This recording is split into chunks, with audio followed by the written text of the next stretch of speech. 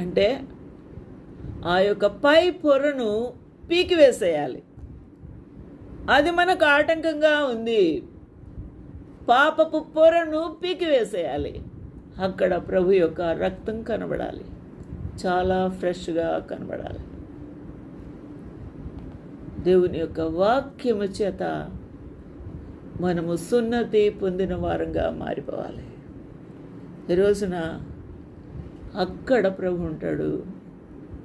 అక్కడ ప్రభుకు నీకు సహవాసం దొరుకుతుంది. ఎందుకంటే విగ్రహములతో ఏది పొత్తుంటుంది? మీరు దేవుని ఆలయమై ఉన్నారనియు దేవుని ఆత్మ మీలో నివసించుచున్నాడనియు మీరు ఎరగరా?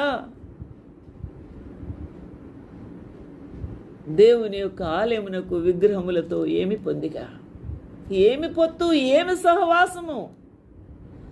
24 అవర్స్లో మన సహవాసం ఎవరితో? మన యొక్క మాటలు ఎవరితో? మన యొక్క చూపులు ఎవరితో? మన యొక్క ఆలోచన ఎవరితో? మన యొక్క డిజైర్స్ ఎవరితో? ఏ విధంగా మనము సహవాసం చేస్తున్నాము ప్రభుతో, ఏ విధంగా ప్రజలతో చేస్తున్నాము, మన యొక్క డైలీ రొటీన్ లైఫ్లో మనము యథార్థంగా ఉండగలుగుతున్నామా అనేదే ప్రశ్న. భర్తతో యథార్థంగా మాట్లాడగలుగుతున్నావా?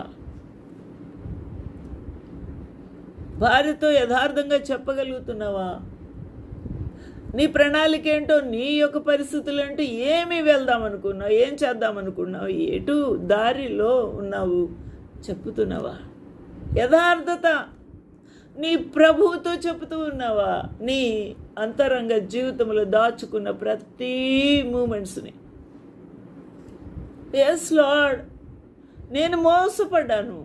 నా అంతరంగ జీవితంలో లోపల నుండి, అనగా మనుషుల హృదయంలో నుండి దురాలోచనలు, దుష్టత్వము, జారత్వం, వ్యభిచారం, అహంకారం, అవివేకము ఇవన్నీ కూడా వచ్చి బాహ్యములు ఉన్న మనిషిని అపవిత్రపరుస్తూ ఉంది.